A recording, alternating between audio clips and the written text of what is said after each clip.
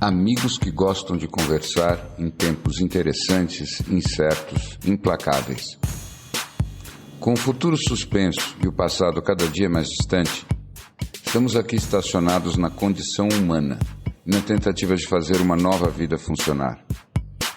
Cada dia é um passeio na neblina. E os elefantes estão soltos. Não usamos nomes, porque somos nós e somos ninguém. O que importa é a conversa e a vontade de gerar alguma luz. Cara, eu assisti um filme que vocês assistiram, que eu acho que dá um bom pano pra conversa. O Kumaré. O Kumaré. Vocês não tinham assistido? Eu não tinha assistido, quem mandou foi uma ouvinte nossa. E eu achei que tem muitas conversas boas que aquele filme suscita. Conta um pouco do que é a história. Eu assisti o filme anos atrás. A história é um filho de imigrantes indianos, um cara que sofreu o que a gente pode chamar de abuso religioso da família. Foi uma família muito religiosa da Índia que migrou para New Jersey. De tanto, primeiro, de ter vivido uma vida muito religiosa nos Estados Unidos dos anos 80, 90, que ele já era uma criança muito diferente, que já foi difícil para ele. Ele ter visto todos os símbolos da religião dele virarem, como ele diz, estampa para tapetinho de yoga. E ele começa a perceber o quanto pessoas estavam ganhando dinheiro de forma fácil, se tornando, entre aspas, gurus. E ele decide, então, fazer um documentário sobre esses gurus, sobre esses pseudo-gurus. E daí ele tem a brilhante ideia, por ele ter cara de indiano, dele deixar o cabelo crescer e virar ele também um guru, para fazer como se fosse um Borat da autoconsciência. Ele faz um experimento. Exato, ele ele faz nunca, então, nunca exato. pretendeu ser o guru. Ele resolve fazer um experimento, quase como uma grande pegadinha. O que começa com uma coisa meio de mau gosto. Meio você pós-moderno. olha, meio assim. pós-moderno, meio Borat ali. Que é muito curioso, mas você acha meio de mau gosto no começo. Você fala, que presas fáceis, né? Pessoas carentes. Mas a história começa a desenvolver. O documentário começa a ficar bem bom aí. Porque ele faz tudo isso para provar que as pessoas não precisam de guru. E ele fica o tempo inteiro falando para as pessoas, né? I'm like you. I am a farsa. Ele começa falando que ele é uma farsa e que ele... E isso é sensacional. E ele fica o tempo inteiro tentando contar para as pessoas, de um jeito divertido, de que ele não é ninguém, que ele é igual a elas, e as pessoas totalmente... Só que o que acontece ao longo do documentário, e não tem spoiler, porque isso é um pouco óbvio antes de ver o documentário, é que as pessoas vão se transformando. E ele vai se transformando também. E isso, para mim, de um jeito muito até divertido que ele mostra ali, mostra, assim, primeiro, a intenção óbvia dele de que realmente o guru tá dentro de nós, e ele, sem querer, e o filme tem uma coisa que é muito divertida, que é as poses de yoga que ele inventa, a linguagem que ele inventa. Ele tem uma pose de yoga que é como se fosse um cara rodando uma guitarra, assim, que é maravilhoso. Só que tem uma coisa que é a transformação do outro, e tem a coisa que é mais interessante, que é a transformação dele, né? E ao longo acho que esse é o grande lance do filme, que é o quanto, no fim, ele também era uma pessoa que tinha uma enorme carência em se conectar com os outros, e desse lugar ele se conecta com as pessoas. E ele diz que, como Vikram, ele nunca se conectou com ninguém, e como Kumaré. Então, eu acho que isso traz tantos exemplos para nossa vida hoje em dia, como até um humorista com o cabelo grande, fazendo piada, se você acreditar nele e você tiver uma boa conexão, você pode se curar das suas questões.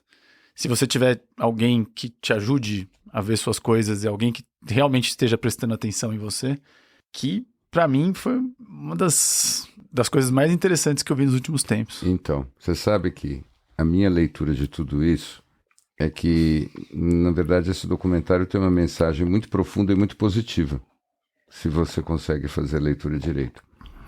Porque, para mim, é uma reflexão sobre o que é falso e o que é verdadeiro. Isso. Tá? E a gente tende a olhar o falso e o verdadeiro, talvez, no registro errado.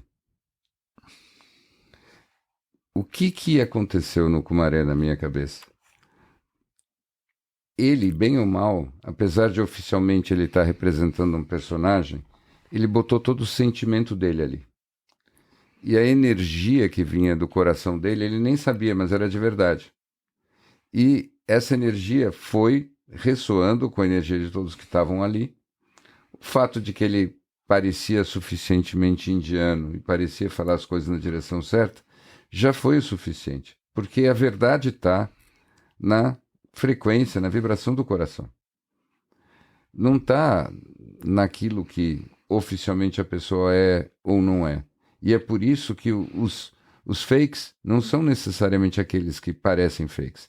Às vezes você está com um monte de gente que oficialmente é uma autoridade ou um influencer falando e fazendo e acontecendo, e esses são fakes. Por quê? Porque o sentimento verdadeiro não está ali. Né? Então não é a forma que diz. O conteúdo está no peito. E é isso que decide. Eu acho que...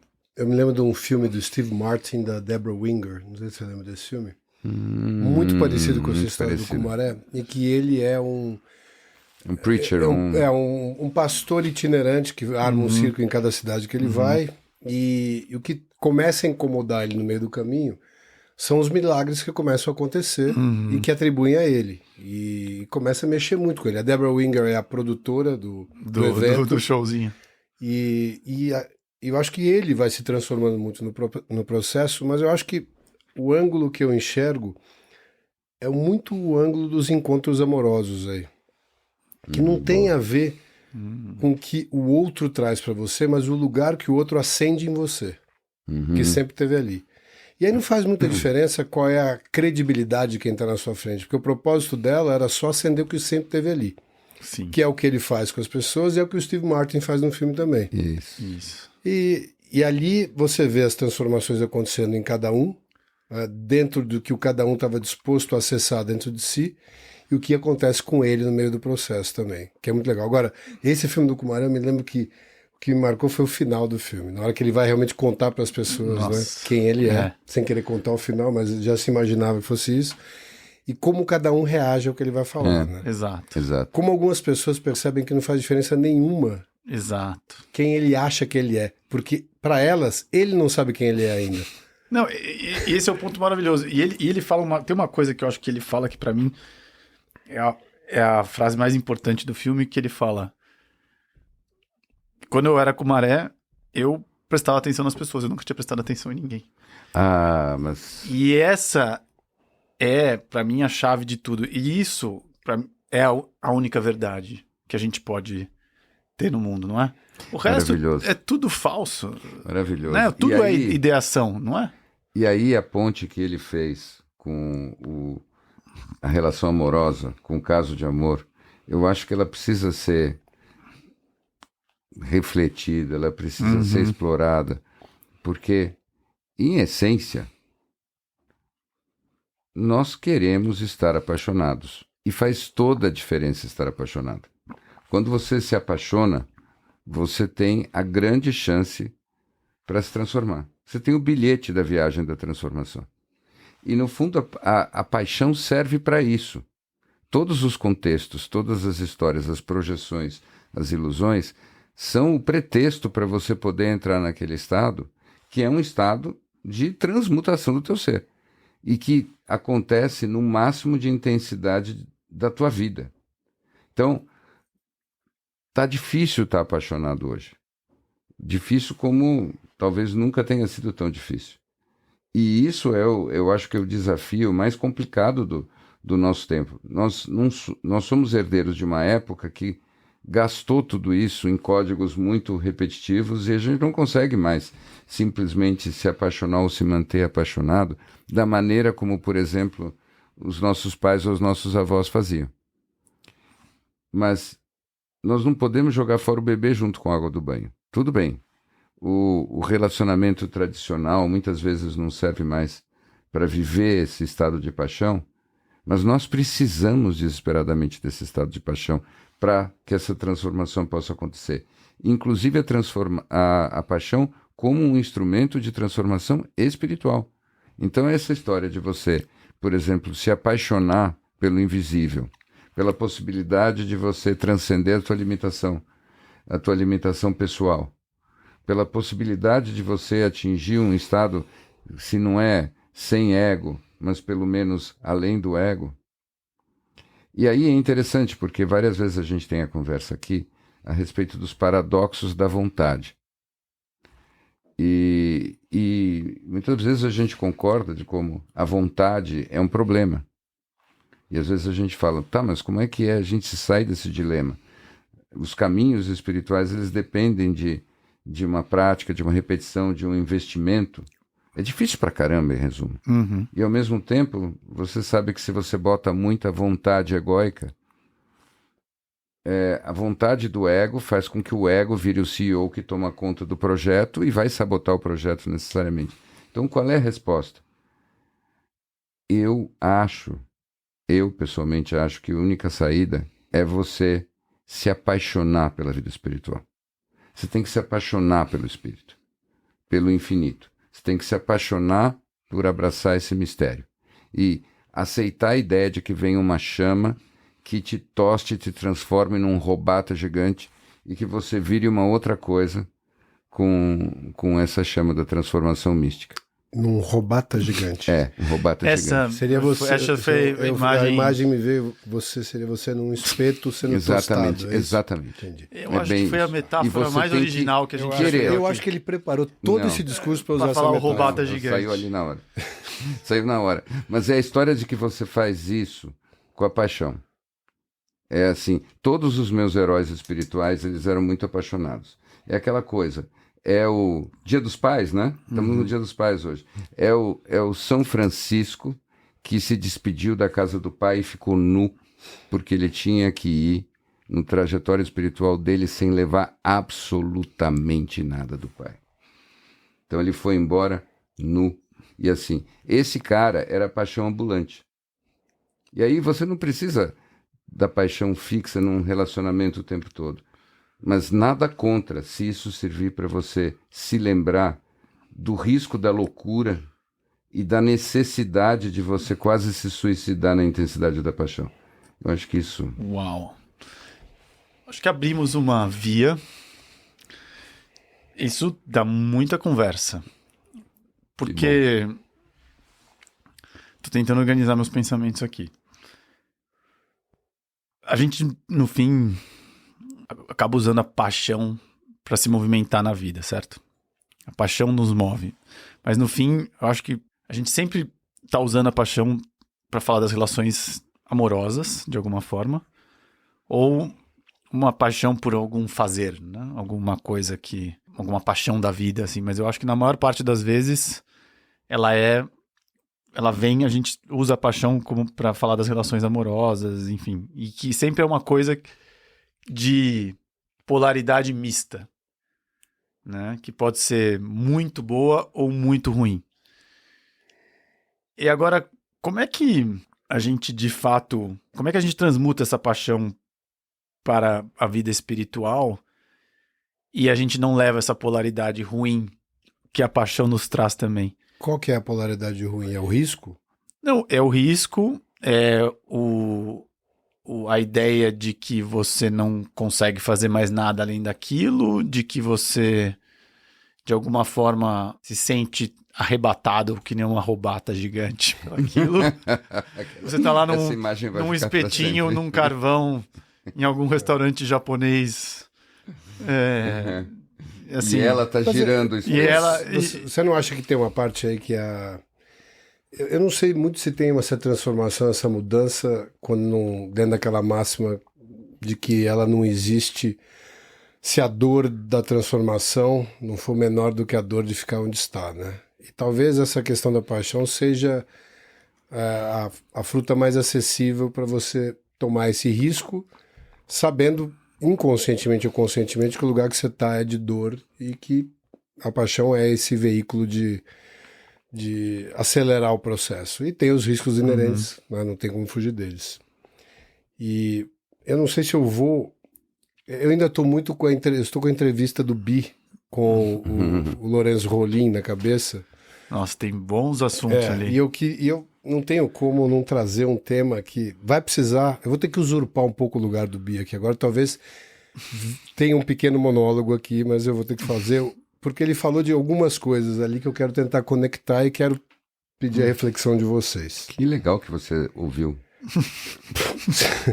Você parece surpreso? Não, você teve tempo, tem tanta coisa para... Não, mas...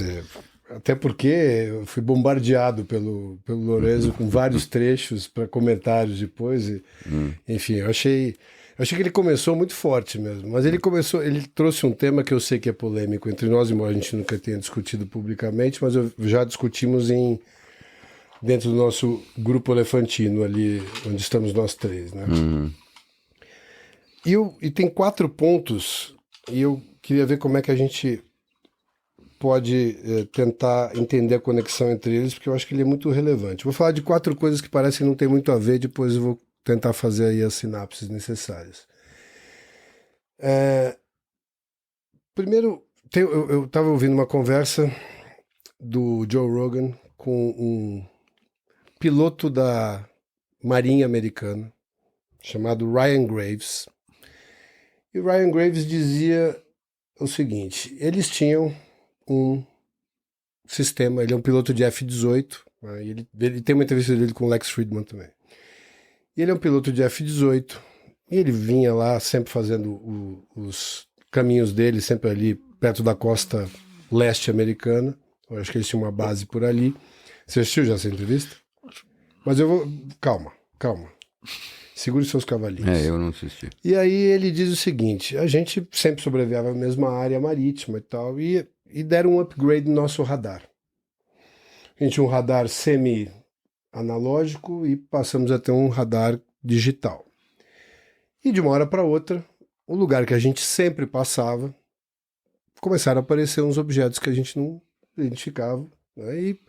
E na medida que a gente começou a passar muito por ali, os pilotos começaram a ver as mesmas coisas, que eram cubos que ficavam pairados sobre o mar, Uau. envoltos por uma esfera. E os cubos, apesar dos ventos fortíssimos, eles não se mexiam, e depois eles se deslocavam com velocidades inexplicáveis dentro da física, aquela coisa toda, que a gente já conhece a história. Mas calma. E aí ele diz, olha, quando a gente voltava para a base, conversava, a gente tinha um lugar que chama Ready Room, que é quando você volta dessas missões, e os caras não conseguiam nem tirar a roupa para contar a história do que eles tinham visto. Pausa. Ouvi também uma outra conversa onde começaram a fazer experimentos com o DMT no Imperial College, em Londres. Não sei se vocês acompanharam isso. Eles começaram a fazer... O primeiro foi com aquele, na versão DMT, para quem não sabe, a substância que está contida na natureza, talvez na forma que a gente vem ouvindo mais, na ayahuasca, né? Ela está também, ela é produzida pelo nosso corpo, pela nossa glândula pineal, e nosso querido Joe Dispenza sempre se refere a aquela meditação que ele faz, que é para acender, né? Para voltar a fazer sua pineal produzir o DMT, que te leva em estados alterados de consciência. E o que eles verificaram nesse pequeno experimento no Imperial College é que as pessoas, na versão fumada do DMT, elas tinham tiros, né, de sair rápido da consciência e tinham encontros com seres que eles normalmente não viam aqui nessa nossa realidade. Muito bem. Eles mudaram esse experimento para um sistema chamado dripping, que ao invés de ser um negócio de poucos minutos, é um processo de 1 hora, onde o DMT era colocado devagarzinho no sistema, e o relato das pessoas era que todas elas viam as mesmas coisas. A mesma realidade virtual, o mesmo metaverso, ou seja o que for. Aí vem na conversa do Bi, que analisou o experimento do Donald Hoffman, né? Que questiona a realidade que a gente vê aqui. E ele comentou sobre as opiniões dele, por isso que depois eu pedi a reflexão. E por um outro lado, o Neil deGrasse Tyson estava questionando o orçamento da NASA para as viagens as viagens fora, e como isso foi se reduzindo significativamente e tal. E tem a SpaceX querendo ir para Marte e tudo mais. A minha pergunta é a seguinte para vocês, queridos companheiros elefantinos.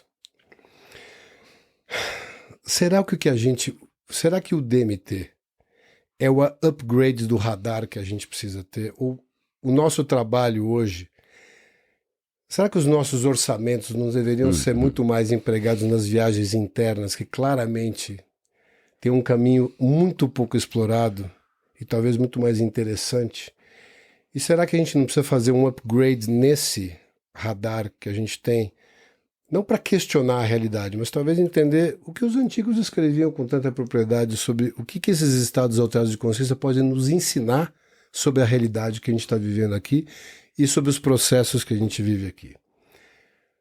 Não sei se eu consegui conectar ou se eu falei demais. Eu acho que sim, não. Eu acho que talvez tenha sido meu maior monólogo. Não. Mas eu acho que é um tema que eu gostaria de ouvir, porque o Bi falou muito. Eu acho que mais do que a ideia de se o experimento dele faz sentido ou não, se a base dele da teoria da evolução faz sentido ou não, e qual é a qualidade do experimento, acho que a ideia de questionar a forma como ele questiona essa realidade, que eu quis conectar com esses outros elementos. Então, deixa eu... Com a palavra Bi, que deve estar... Não sei como ele conseguiu... Eu nem vim de roupa adequada para essa conversa. Imagina... Eu tô calminho mesmo. Viajei muito, não? Não, acho que você trouxe um ponto... Não, eu acho assim, para começo de conversa, faz parte, é quase que um dever eu continuar e me esclarecer um pouco melhor em função dessa última conversa. Olha, primeira coisa, meu problema lá com o Donald Hoffman e tudo que eu falei tinha mais a ver com para onde eles levavam em termos de linguagem e em termos técnicos essa discussão. Eu, pessoalmente, eu não tenho nenhuma dúvida de que essa nossa realidade é só uma realidade de um monte de outras realidades do grande Mil Folhas, que foi feito na patisserie divina, tá? E que essas várias dimensões da realidade, elas se comunicam, mas elas têm uma grande independência umas das outras. Eu vou além até. Eu não teria autoridade para dizer isso, mas pessoas com quem eu já conversei e eu já estudei dizem, para quem quiser ouvir, que qualquer civilização avançada não vai se dar o trabalho de vir até nós utilizando os meios da dimensão física. É muito mais elegante, muito mais fácil você se deslocar no astral. Então, se for uma civilização realmente avançada, ela vai para o astral e pelo astral você está no lugar onde você sintonizar quase que instantaneamente. E nessa medida, todo mundo que é craque em viagem astral e viagens fora do corpo e tudo mais, fala com a maior naturalidade que você encontra de tudo ali no astral. Especificamente, pessoas que estão encarnadas, mas estão fora do corpo naquela hora. Você encontra pessoas desencarnadas, ou seja, pessoas que não estão com um corpo físico nesse momento, e ETs dos mais diferentes, ou seja, extraterrestres que estão ali misturados com todo mundo na grande praça que você tem no astral. O astral não é uma coisa, o astral são várias dimensões por frequência, tem as coisas mais diferentes no astral, só isso seria uma série, né? Elefantes vão ao astral, elefantes voadores e tudo mais. Frequência 1, frequência 2. Assim, eu não tenho nenhuma dúvida de que todas as culturas que tiveram profundidade, elas tiveram profundidade porque elas acessaram isso de alguma forma. E eu digo isso até com a tranquilidade de alguém que, por exemplo, interpreta sonhos. Mesmo que você não tenha nenhuma consciência de ter feito viagem astral, o sonho é uma variante de uma viagem astral. E nem todos os sonhos são iguais. Quando você tem num sonho algum tipo de informação de aprendizagem, que chega a ser alienígena para você quando você está acordado, você está provavelmente trazendo informações de uma viagem astral. Dormir é muito mais interessante do que simplesmente você desligar.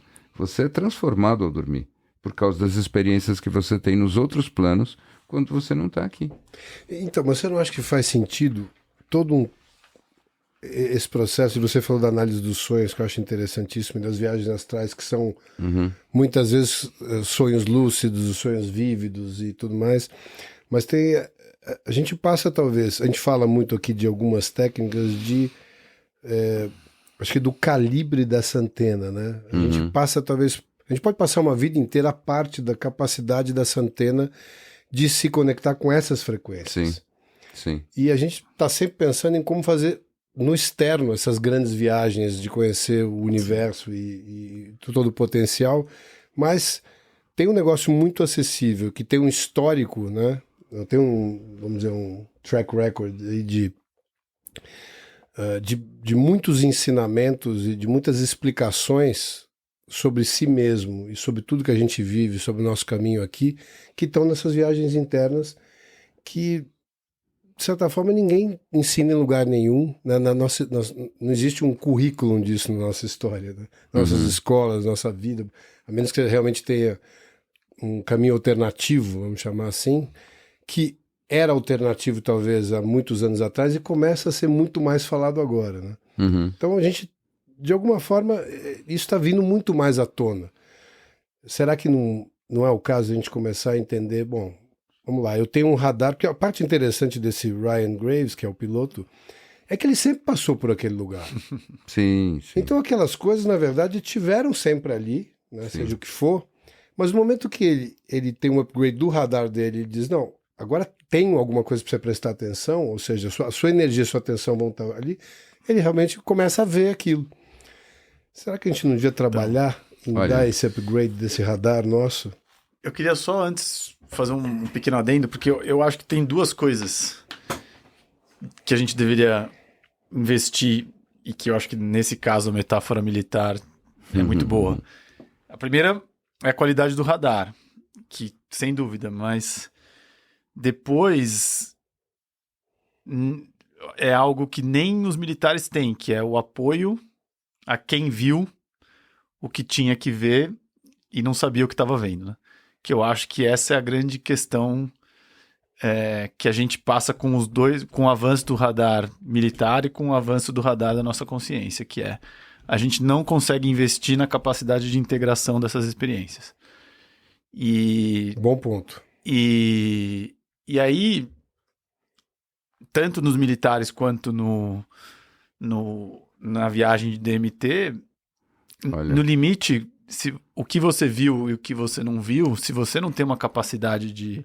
Ou um caminho né? profundo, e como sociedade de entender o que está se fazendo ali, é só uma experiência... É verdade, Snow, como mas qualquer outra. Tem um negócio aí que a gente precisa acrescentar nisso tudo, né?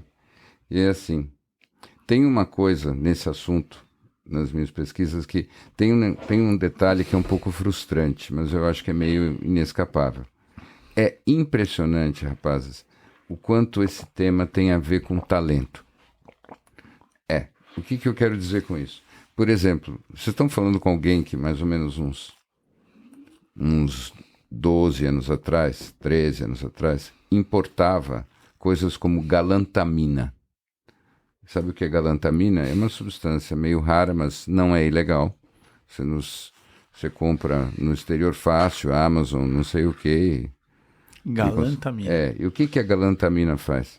É uma substância que, se você toma com uma certa estratégia no meio da noite, depois da primeira rodada de sono, ela estimula o sonho lúcido, né? E também a viagem astral. Então eu fazia experiências com substâncias que induziam isso, para ter mais ou menos resultado com essa história. Com resultados variados, tá? E me dava trabalho. Ao mesmo tempo, eu convivi com pessoas, e até meu trabalho faz com que eu acabe investigando isso, que são naturais e que 3, 4, 5, 6 vezes por semana, sem ter uma evolução específica, parece ter uma coisa biológica quase. Elas têm o talento de sair fora e tudo mais, etc. E eu já falei para vocês, eu conheci até um cara que era um grande professor de yoga e aprendeu yoga no astral. Tamanho talento que ele tinha para ir para o lado de lá, ou seja, essa história da integração que você estava dizendo, ela está diretamente relacionada também com quanta lucidez a gente tem nas outras dimensões e nos estados alterados, tá? Eu acho que o sonho clássico, e isso é uma coisa que eu parei muito para examinar, no sonho clássico, o sonhador está sempre meio bêbado, meio grogue. E isso é um dos desafios do sonho e também é o que faz o sonho ser alguma coisa que é bom para um terapeuta interpretar. Porque, na verdade, é como se fossem, assim, os delírios de uma pessoa grogue. Sim. Agora, existem os outros estados onde você tem muita lucidez, onde você está numa frequência diferente e você não está acordado. Eu até fico me perguntando quantas pessoas que vão nos ouvir vão dizer, sim, claro, eu sei que tipo de estado é esse.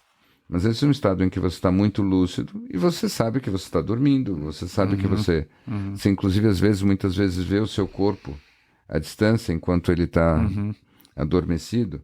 Então, as pessoas que fazem isso, normalmente fazem isso com muita facilidade. Tem mais ou menos uns 3% da população. Para nós outros, esse upgrade do radar é um desafio muito grande. Agora, sem dúvida, seria muito mais interessante a gente ficar conversando sobre o que se pode descobrir desses outros planos da realidade do que ficar o tempo todo batendo a cabeça aqui. Eu não sei se a gente precisa pensar sempre nesse outro plano da realidade, somos estados alterados de consciência para chegar ali. Vamos usar aqui a nossa conversa, por exemplo. Eu acho que quando a gente está aqui e, de alguma forma, conversando, a gente está trabalhando numa frequência diferente do que a gente estava antes de entrar na sala. Certo. E eu acho que, de um jeito, a gente está tirando vários dos ruídos que normalmente a gente carrega. E a gente acaba tendo alguns, talvez, acesso a lugares de insights que a gente normalmente não teria fora dessa sala. E essa sala não é que não estamos fazendo uso de nenhuma substância, nós só estamos mexendo só na frequência que a gente estava vibrando antes de entrar aqui. E isso é um calibre do radar. Esse exercício que a gente está fazendo aqui é calibrar o radar. Tá bom. O que sai dessa conversa aqui, para nós, e acho que até para quem estiver ouvindo, é diferente de uma conversa que a gente teria fora daqui. E talvez as pessoas ouvindo entrem numa frequência que seja possível acessar ali um calibre do radar para ter os seus próprios insights também. Eu acho que isso é o trabalho de se mexer na frequência. E não está isso vinculado a você acessar via alguma coisa externa, algum estádio alterado, ou seja DMT, seja como chama que você falou? O galantamina? Galantamina. Eu acho que tem coisas que são práticas simples e talvez a gente observe pouco as frequências que a gente vibra no dia a dia. E se o primeiro ajuste, o primeiro calibre, seja os tipos de conversa, lembrando do Miguel Ruiz, talvez a impecabilidade das palavras, o calibre dos julgamentos, etc., levam a gente para uma frequência que eu me lembro muito do Joey falando, né, quando a gente estava lá, uma coisa que o Bi falou agora há pouco. Seja os seres, seja os insights, seja o registro acástico, seja o que você queira acessar, ele não vai diminuir a frequência dele para chegar em você. Você vai ter que aumentar a sua frequência para chegar ali. Isso. E é disso que eu estou falando. Tá bom. Aí. Mas eu gosto isso. muito desse ponto que você traz. E fiquei pensando se não poderia ter uma outra nomeação também, que eu não sei se uma contém a outra, que é uma curadoria da energia.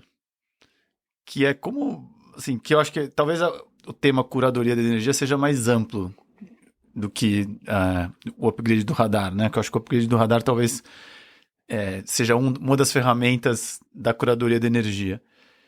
Que eu acho um super tema pra gente discutir, que é como as nossas vidas, existe um centro gravitacional profundo pra gente tá levando a nossa energia para um lugar ruim de dispersão, e como é difícil conseguir manter a energia num lugar alto e boa sempre, assim, no nosso dia a dia. Snow, olha, você falou curadoria de energia, olha. Que já é o nome do episódio. Não, o episódio tem outro nome. Tem outro nome. Rubatas. Rubata gigante. Bom, curadoria de energia. É assim, nas tradições chinesas, que na verdade são mais precisas do que as indianas, tá? O termo que eles usam para todo o trabalho que envolve meditação e tudo mais, na verdade, em inglês é cultivation. É o cultivo e é sempre da energia. Sempre. Na tradição chinesa é muito claro que se você fica tentando fazer proezas com a tua consciência, sem usar a consciência para trabalhar a energia, você não está indo a lugar nenhum. Tá? O que acontece é, se você mantém a tua consciência no estado ótimo, naturalmente a energia começa a se despregar, todas as cracas começam a sair, e no devido tempo a tua energia está fluida, completamente fluida, como se você fosse um bebê cósmico, tá? E é isso que interessa. Todo o trabalho... Ele tá uma fábrica de pérolas hoje. 1000 folhas da consciência. Bebê cósmico. Robata gigante. A robata na brasa. Enfim, esse é o objetivo da história. E eles falam do cultivo.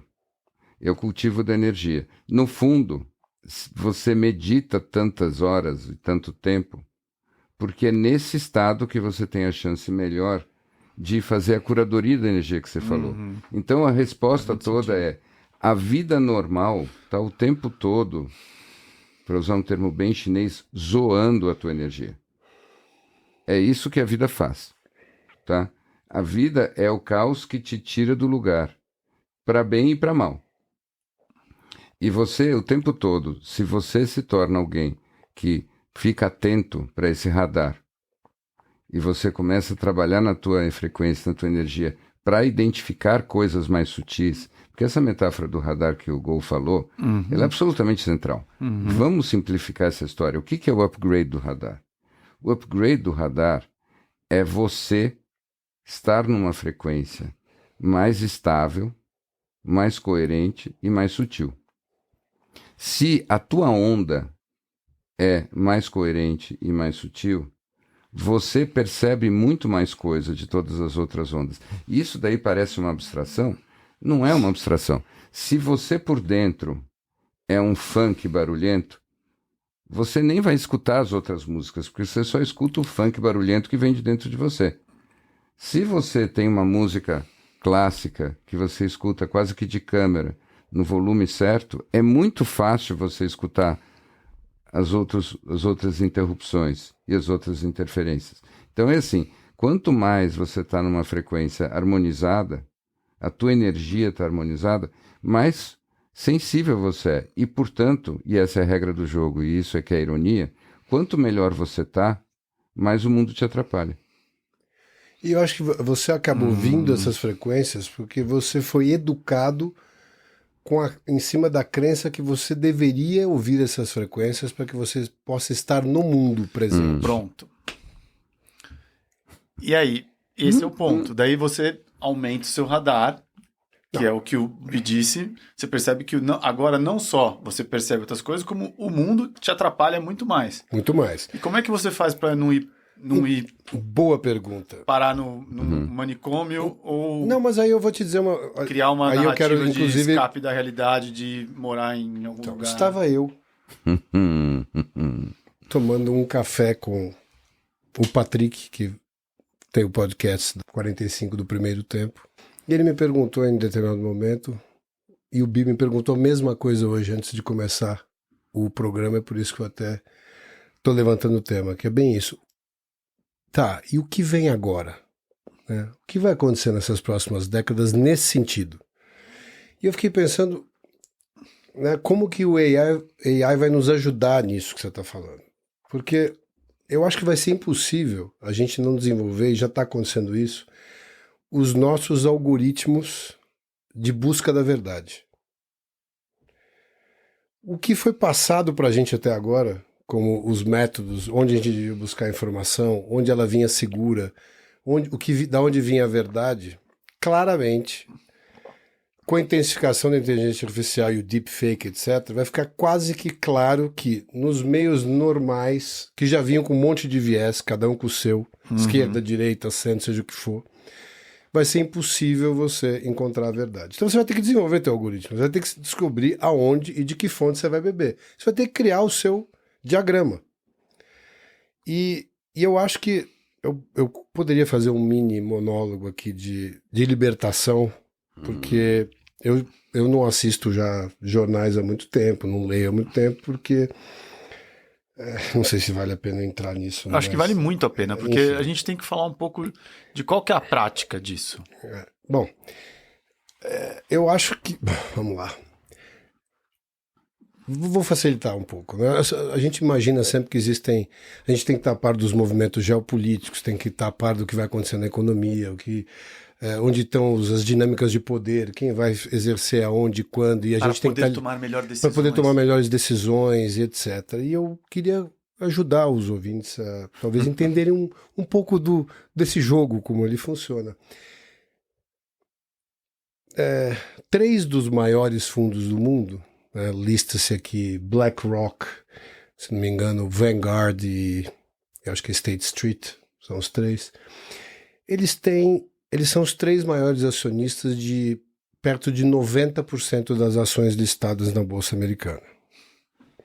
Uau. Eu repito, eles são detentores, entre os 3, trocando de posição, de 90% das ações listadas na Bolsa dos Estados Unidos, assim? Do S&P 500. Esses mesmos 3 fundos, talvez com a adição de um quarto aí, que eu acho que é talvez o Charles Schwab, eles são detentores, os 3 fundos, são os maiores detentores de todas as empresas de defesa do mundo. Uhum.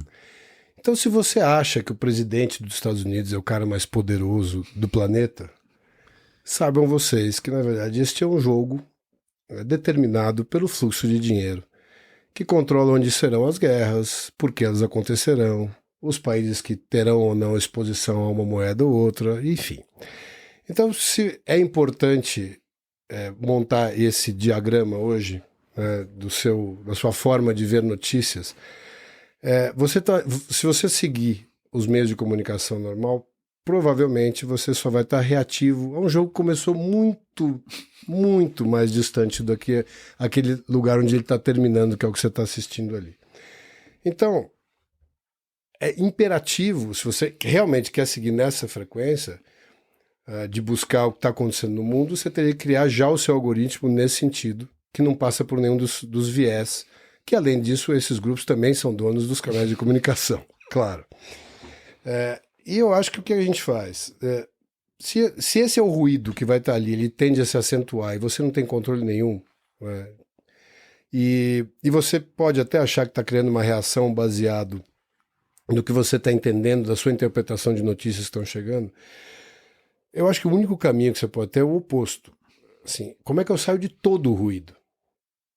E por isso que é tão importante a gente começar a criar esse canal do ajuste do radar, porque o externo ele vai ser esse jogo que você não faz parte. E você sempre vai reagir a ele. Por outro lado, se você conseguir diminuir esse ruído, o que você acessa em você é uma inteligência que te permite dali tomar qualquer decisão boa, seja qual for o cenário externo. Isso eu não tenho dúvida nenhuma. Sim. Você tem alguma? Não, eu concordo. Eu fiz aqui uma ilustração talvez desnecessária. Não, eu achei que foi muito boa. Mas muito boa, porque, resumindo, toda notícia que chega é velha. É velha. É super não velha. É news, e você, se você parar para prestar atenção, você é só massa de manobra. E a sua reação emocional... Qualquer coisa que você pare para ouvir é descalibrar o seu radar. Isso, ponto. Agora, sim, nada... falando em cima disso, em termos de cultivo dessa energia e cuidado com o radar, né? Alimentação também, não é só alimentação de informação, né? Tudo que te leva a estar mais sutil. Exatamente. Então, é aquela coisa. eu acho que a gente tem que traduzir isso. E esse é um paradoxo interessante. Eu não sei se vocês já experimentaram o vegetarianismo, o veganismo e tudo mais. Funciona.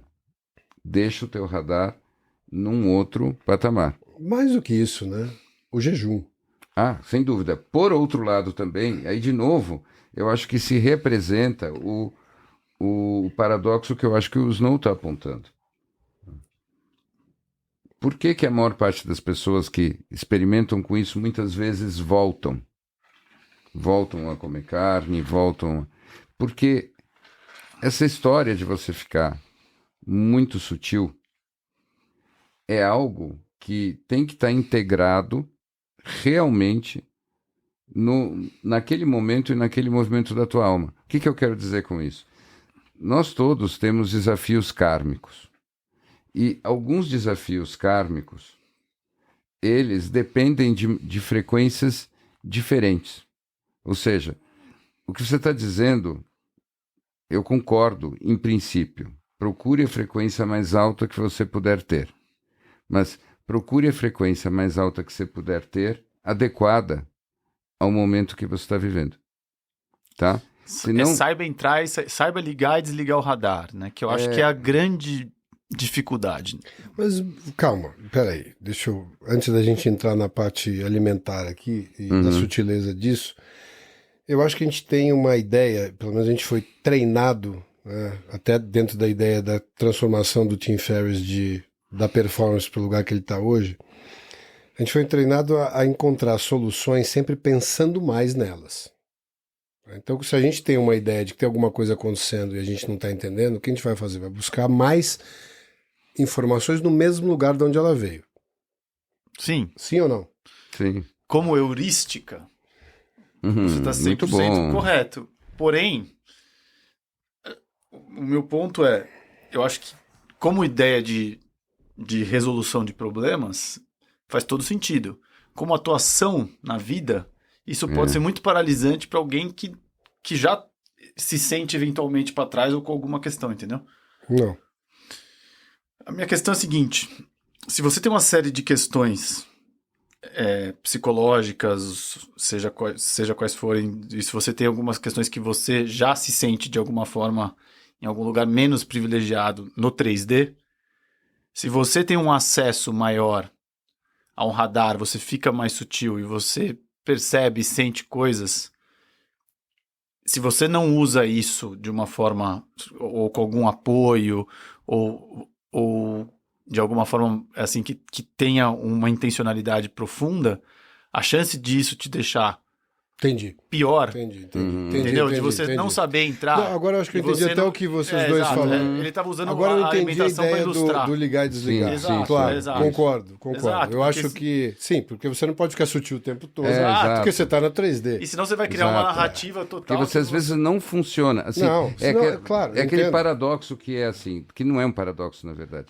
Você não pode ficar na sauna o dia inteiro. Assim, nós temos que desenvolver a testemunha.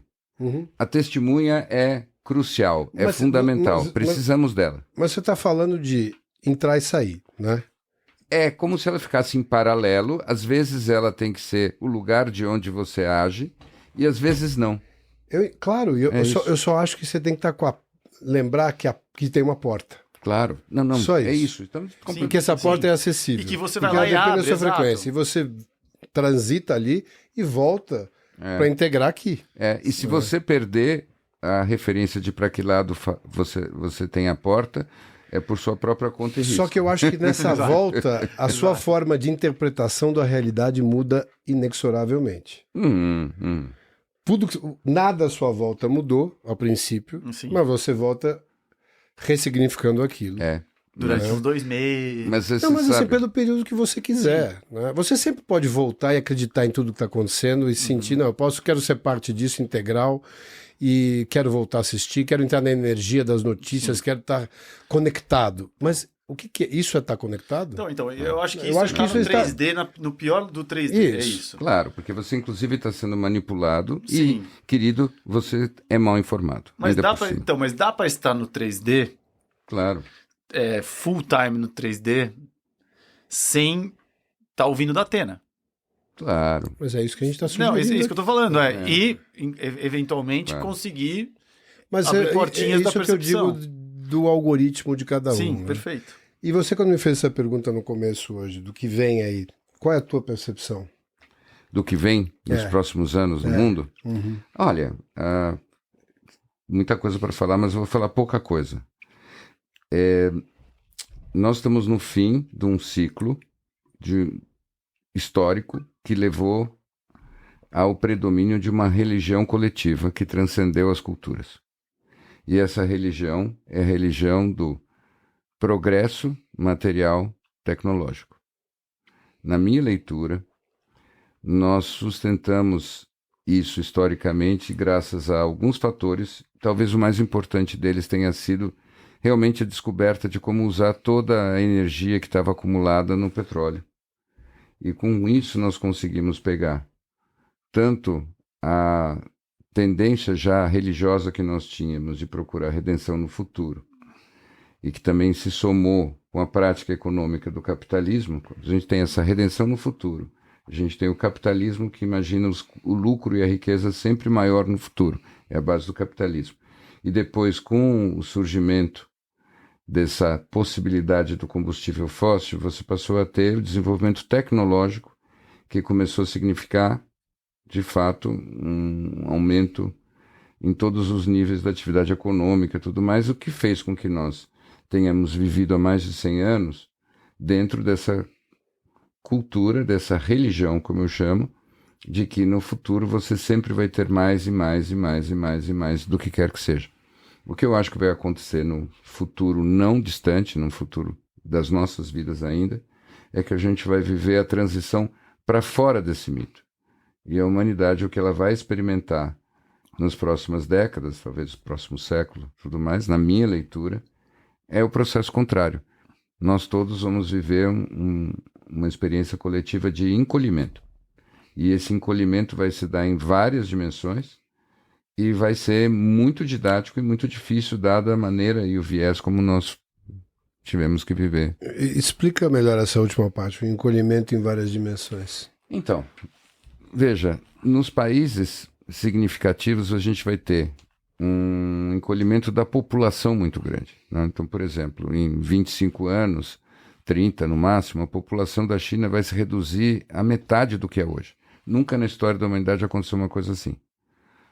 A Europa inteira vai estar sofrendo o mesmo processo. O único país que tem um pouquinho melhor de chance aí nessa história é a França. Todos os outros estão vivendo um encolhimento assim. Quando eu falo de encolhimento, significa o quê?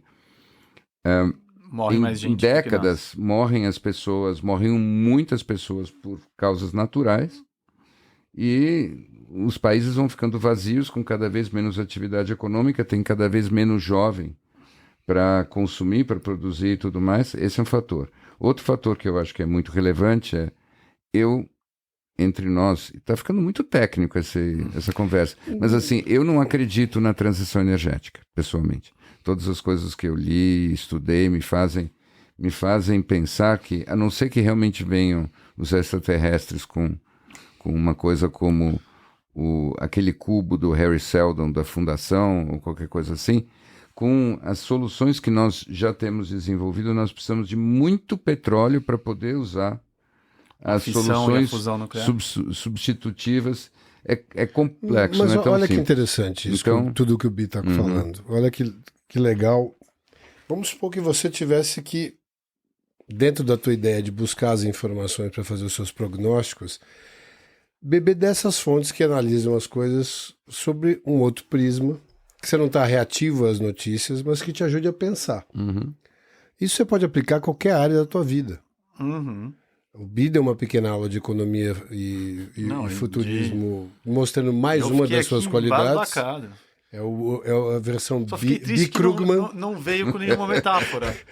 Não veio ser o bebê cósmico. Porque ele reduziu até a frequência dele para poder falar de um assunto tão 3D. Ou elevou, né? Não, ele teve que reduzir. Teve que reduzir. É um assunto xoxo. Mas, ao mesmo tempo, como a gente vê na contraparte do Brisando Fundo, eu achei que podia ter um episódio um pouco mais palpável. Pena que a gente foi voando alto agora. Mas eu acho que é isso. Eu acho que ele fala um negócio interessante e que a gente pode tentar imaginar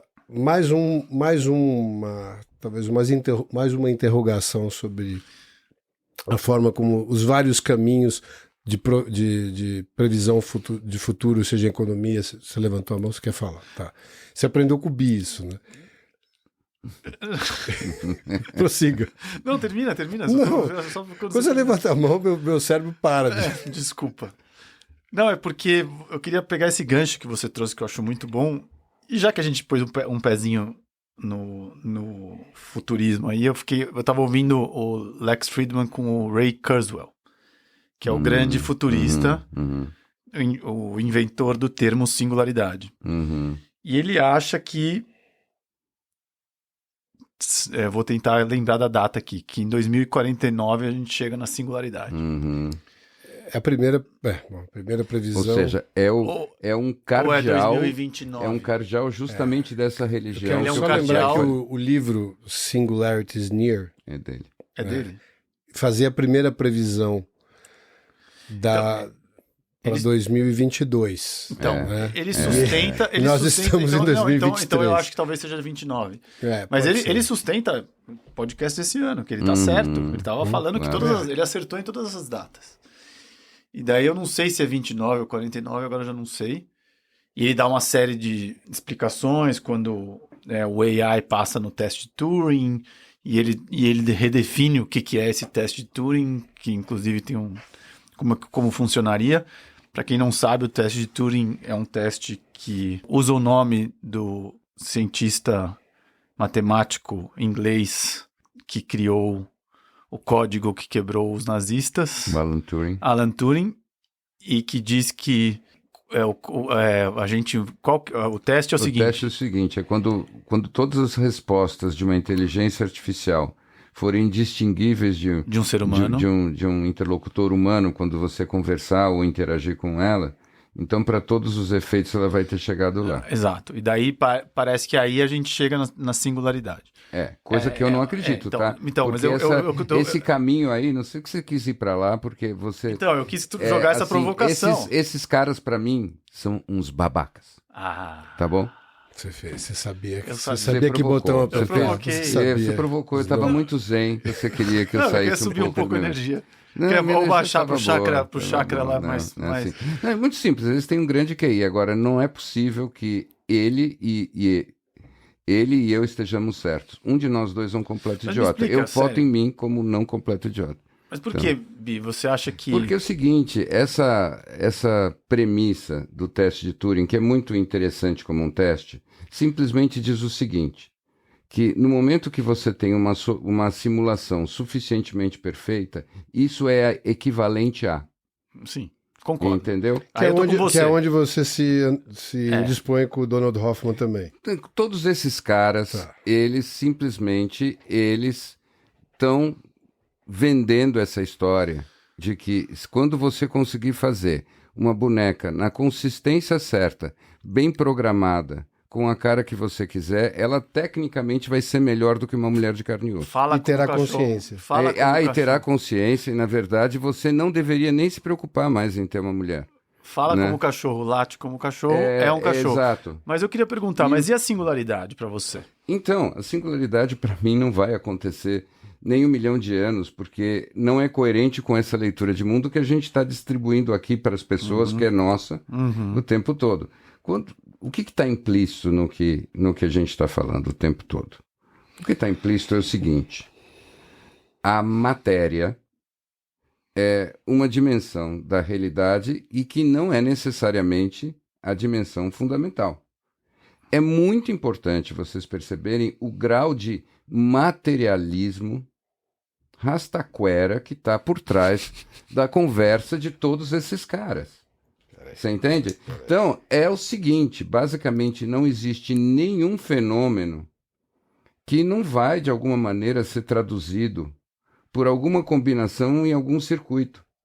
Só alguém com pouquíssima habilidade de troca pessoal e que nada entende de sentimento, que acha que as interações podem ser reduzidas a circuitos. Tudo que nós estamos falando que interessa é a base da existência humana é o sentimento. O sentimento não é um epifenômeno, o sentimento não é um acidente do meu circuito.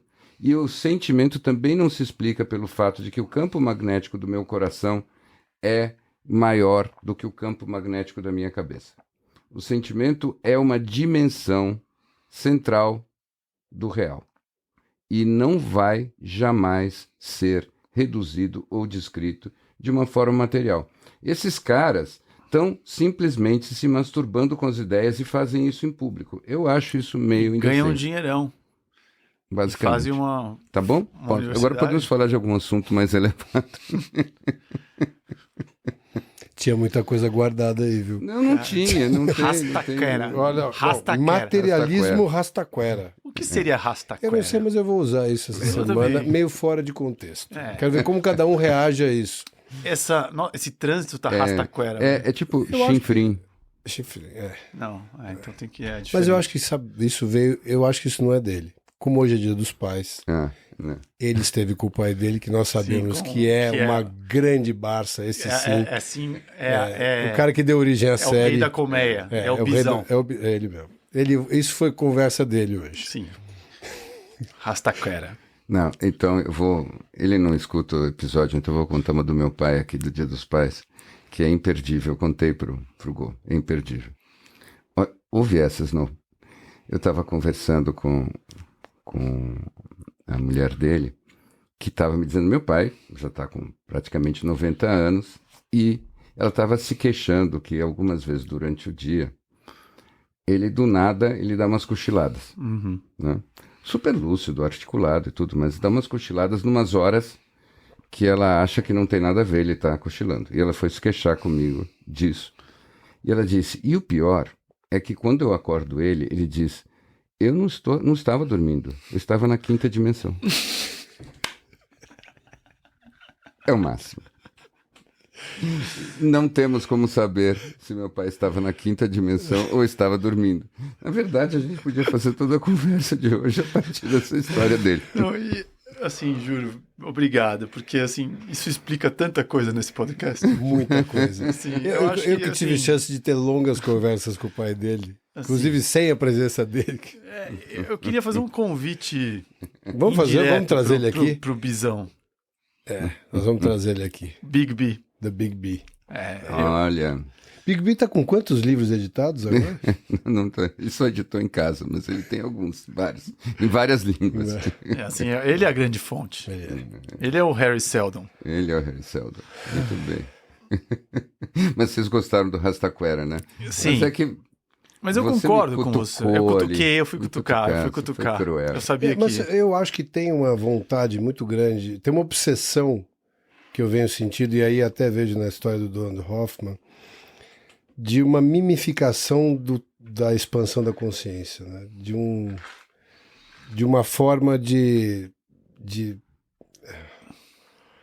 matematizar isso. E que eu acho que é talvez a antítese do processo todo. Claro que talvez seja interessante para a ciência mostrar como ela sempre esteve presente em todos esses, talvez, caminhos metafísicos que a gente conhece, mas talvez sem perder a essência do caminho, né? Que é a jornada de cada um, passando por onde está. É bem aquela história do Siddhartha, né? Pouco tem a ver com a história do outro, e muito mais, talvez, onde o outro te inspire, mas nunca vai deixar tirar de você, não deve tirar de você, você nunca deve se privar da história da sua história, de construir a tua jornada. Sim. E de viver o teu caminho, né? Sim, e eu acho que tem uma dimensão a mais nessa história toda que se articula com aquilo que eu estava dizendo antes. Se nós paramos para olhar dentro dessa religião do progresso material, para simplificar, Nas últimas décadas, esse progresso material, a religião tem se sustentado a partir de diferentes bolhas em geral, que têm durado pouco e depois explodido. Não tem sido um crescimento sustentável, mas naturalmente existem áreas onde o progresso continua e continua melhor do que nunca.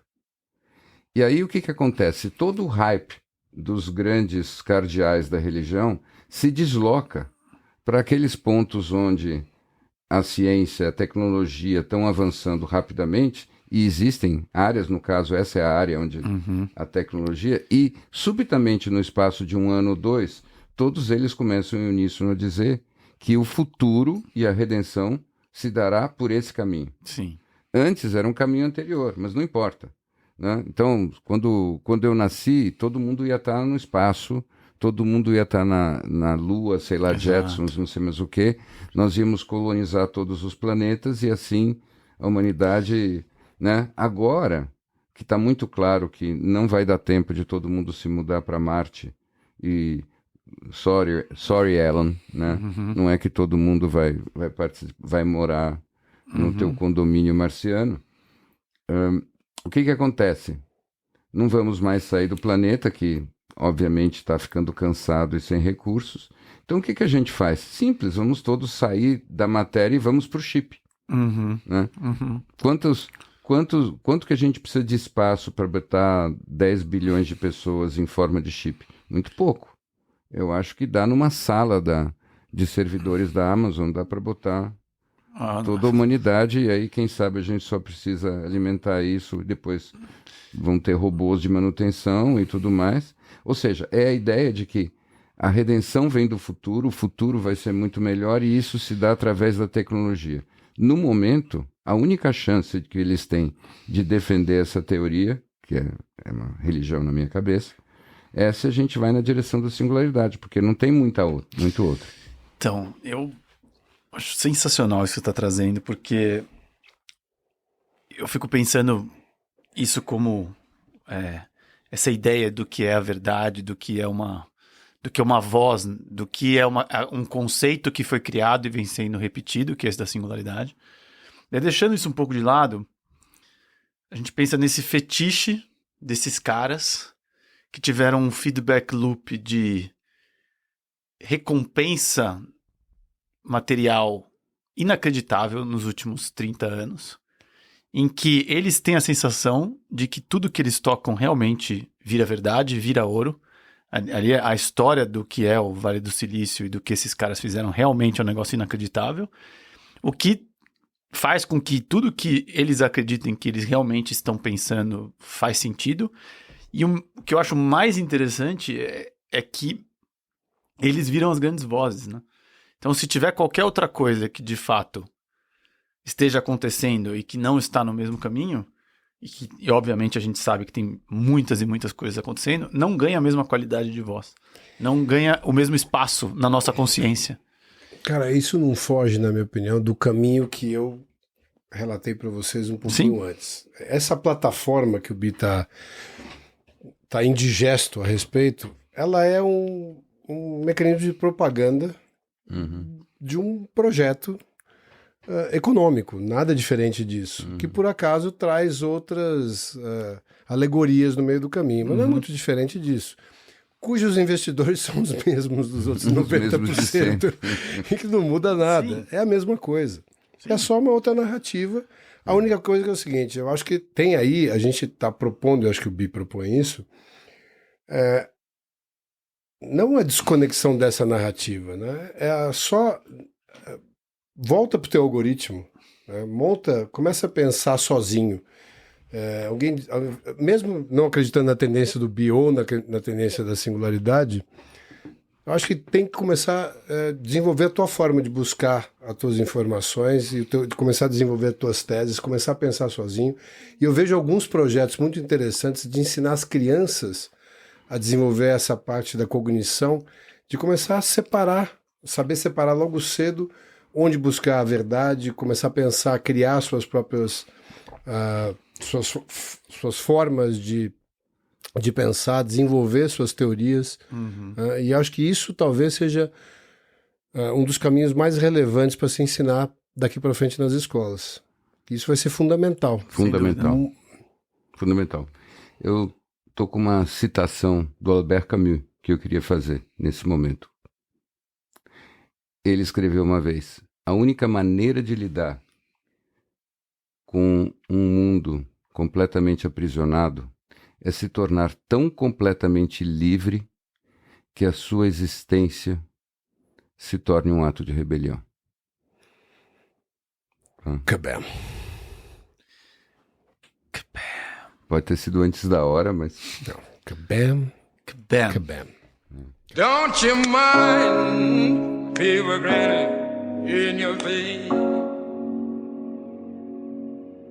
You know your mother will talk about you, your sisters and your brothers too. Yes, don't care how you're trying to live, they'll talk about you still. Who doesn't mind? You know they'll jump you up and down, they'll carry you all around and round. Just as soon as this in mind, they'll be trying to crush you down. Don't you mind? They'll be trying to crush you down. Don't you mind? They'll be trying to crush you down. Yes, I know. Thank you.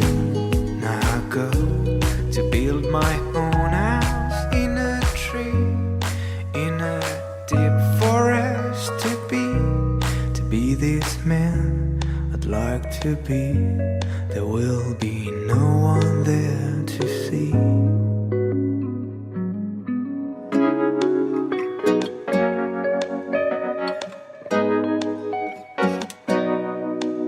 You know I've jumped you up and down, okay, rolling round and round. Just assume this in mind, they'll be trying to crush you down. You know they'll jump you up and down, they'll carry you all around and round. Just as soon as this in mind, they'll be trying to crush you down. Don't you mind? They'll be trying to crush you down. Don't you mind? They'll carry you all around and round. They'll be trying to crush you down. Don't you mind? They'll be trying to crush you down. Don't you mind? They'll be trying to crush you down. Esse tema da paixão espiritual, eu realmente acho que ele é uma resposta para o nosso dilema da intensidade da motivação que não seja egóica. Porque quando você está apaixonado, você consegue fazer uma entrega plena sem um propósito. Você está no júbilo da entrega e você nunca sabe onde isso vai dar. E você não se importa. Esse é o segredo da paixão. Então, se você tem a sorte de conseguir desenvolver uma paixão espiritual, você vai para aquele lugar que um cara que fala muito bem disso é o Sadhguru. Quando ele diz, por exemplo, que quem realmente está na paixão espiritual não está querendo limitar o próprio karma. Ao contrário, ele quer fazer download de mais karma, porque ele quer que o fogo da paixão espiritual dele queime todos os karmas. Então, que venham karmas. Então, ele... Eu fiz isso? Que venham venham karmas. E essa é a pessoa que realmente está na pegada, segundo o Sadhguru. E eu entendo o que ele quer dizer. Então, você, quando está apaixonado, você fica louco. E você ficar louco nessa direção do espiritual, da transcendência, eu acho que é a grande resposta. Os grandes heróis que nós temos nessa área são os caras que ficaram loucos assim.